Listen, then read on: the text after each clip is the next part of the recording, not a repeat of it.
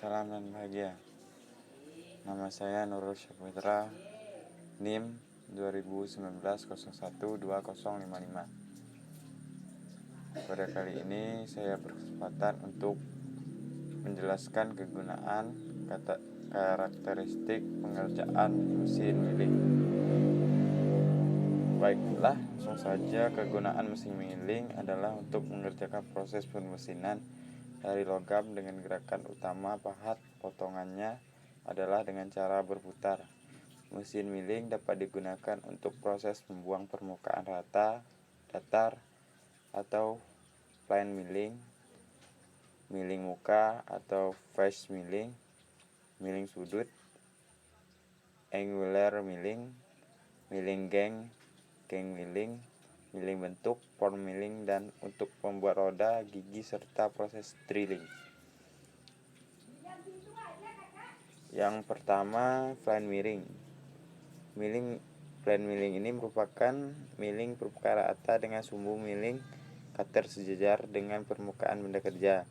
Yang kedua, angular milling.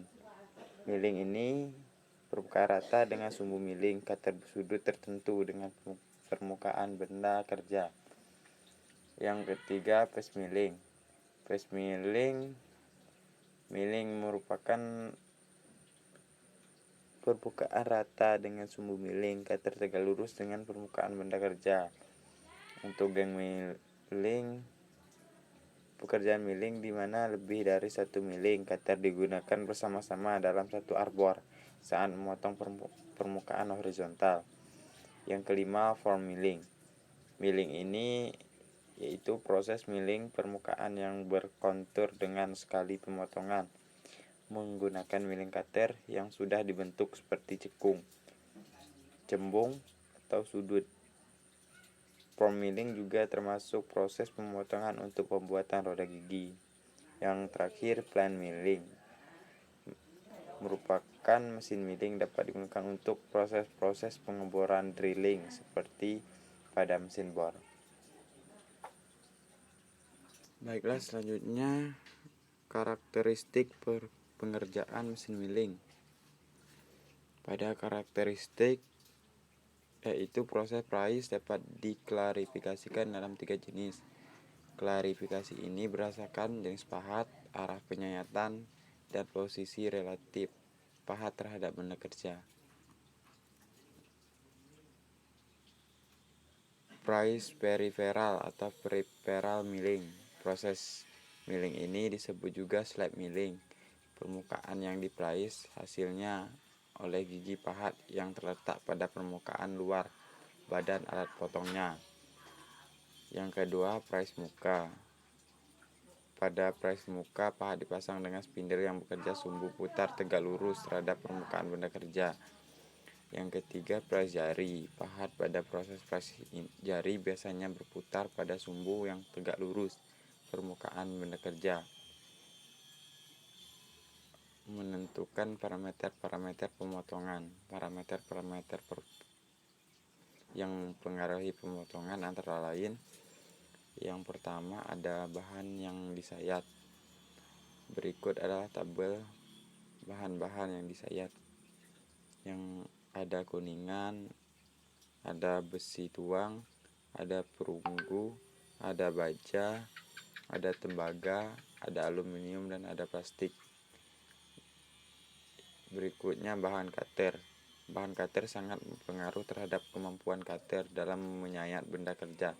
Cutter mesin price dibuat dari berbagai jenis bahan, antara lain ada unalloyed tool steel adalah baja perkakas, bukan paduan dengan kadar karbon 0,5 sampai 1,5%. Kekerasannya akan hilang jika suhu kerja mencapai 2500 Celcius.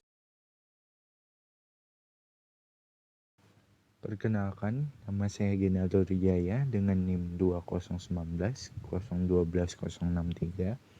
Di sini saya akan menjelaskan tentang bagian-bagian dari mesin milling dan fungsinya.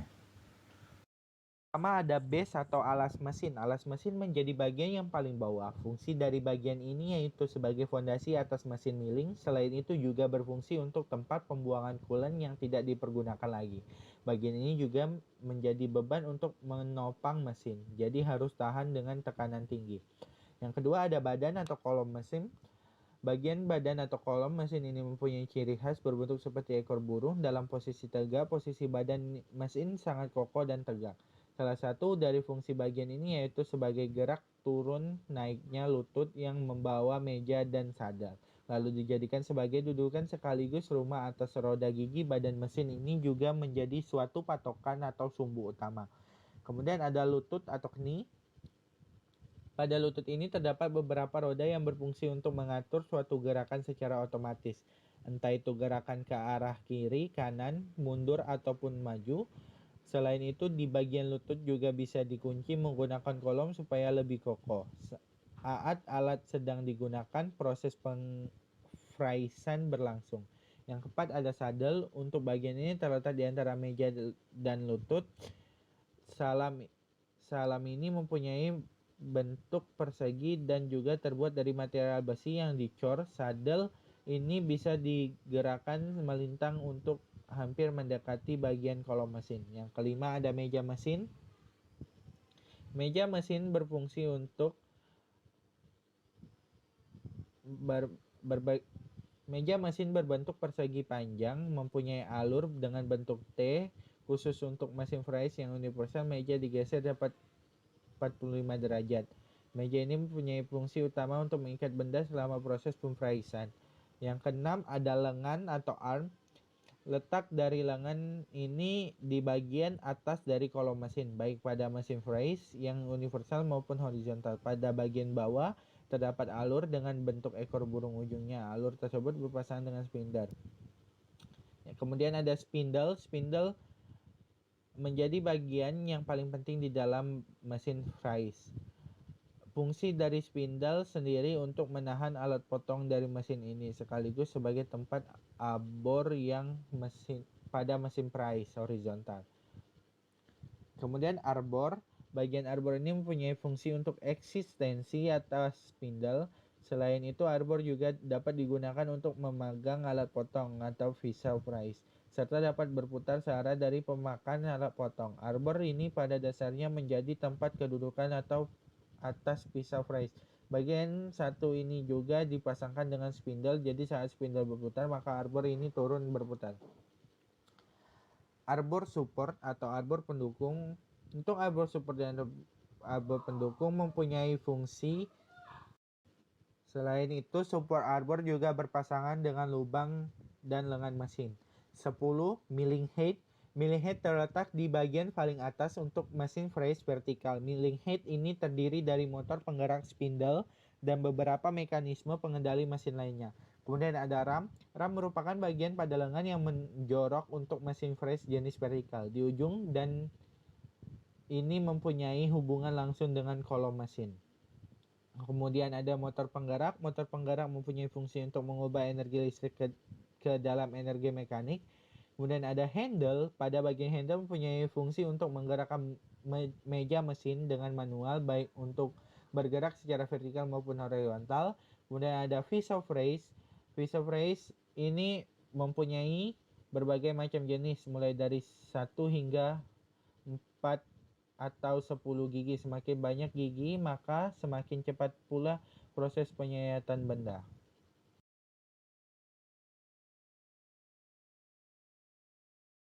Sebelumnya, Assalamualaikum warahmatullahi wabarakatuh. Salam dan bahagia. Perkenalkan, nama saya Nur Aji Putranto dengan NIM 2019 012054. Di sini saya akan menjelaskan proses setting pada mesin milling. Prinsip dasar kerja mesin milling. Proses pemotongan benda kerja yang diam dengan meja yang bergerak menuju alat potong yang berputar. Tujuan untuk menghasilkan benda kerja dengan permukaan yang rata atau bentuk-bentuk lain yang spesifik seperti profil, radius, silindris, dan lain-lain. dengan ukuran dan kualitas tertentu. Gerakan-gerakan pada mesin fries, ada 3 gerakan terdapat pada mesin fries, yaitu gerak utama, gerakan berputarnya alat potong pada si pendal utama. Satuan yang digunakan adalah RPM atau rotasi per menit dan simbolnya N. 2. Gerak setting atau depth of cut, gerakan mendekatkan benda kerja pada alat potong. Satuan yang digunakan adalah milimeter atau simbolnya A per T. 3. Gerakan pemakanan atau feeding, gerakan benda kerja pada suatu proses pemotongan. Satuan yang digunakan adalah milimeter per menit dan simbolnya S. Metode proses fries. Metode proses fries ditentukan berdasarkan arah relatif gerak makan meja mesin fries terhadap putaran pahat. Metode proses fries ada 2, yaitu fries naik dan fries turun. Fries naik biasanya disebut fries konvensional atau conventional milling. Gerak dari putaran pahat berlawan arah terhadap gerak makan meja mesin fries. Sebagai contoh, pada proses fries naik, apabila pahat berputar searah jarum jam, benda kerja disayat ke arah kanan. Penampang melintang berbentuk bram atau chips. Untuk proses fries naik adalah seperti koma, diawali dengan ketebalan minimal kemudian menebal. Proses fries ini sesuai untuk mesin fries konvensional atau manual, karena pada mesin konvensional atau blacklist ulir transportirnya relatif besar dan tidak dilengkapi blacklist compension. Fries turun. Proses fries turun dinamakan juga column milling. Arah dari putaran pahat sama dengan arah gerak makan meja mesin fries. Sebagai contoh, jika pahat berputar berlawanan arah jarum jam, benda kerja disayat ke kanan. Penampang melintang berbentuk bram atau chips. Untuk proses fries naik adalah seperti koma, diawali dengan ketebalan maksimal kemudian menipis. Proses fries ini sesuai untuk mesin fries CNC, karena pada mesin CNC gerakan meja dipandu oleh ulir dari bola baja dan dilengkapi blacklist compension. Untuk mesin fries konvensional tidak direkomendasikan melakukan proses fries turun, karena meja mesin fries akan tertekan dan ditarik oleh pahat. Proses per mesinnya dengan mesin fries merupakan proses penyayatan benda kerja yang sangat efektif, karena pahat fries memiliki sisi potong jamak. Apabila dibandingkan dengan pahat bubut, maka pahat fries analog dengan beberapa buah pahat bubut. Pahat fries dapat melakukan penyayatan berbagai bentuk benda kerja sesuai dengan pahat yang digunakan. Proses meratakan bidang, membuat alur lebar sampai dengan membentuk alur tipis bisa dilakukan dengan mesin fries.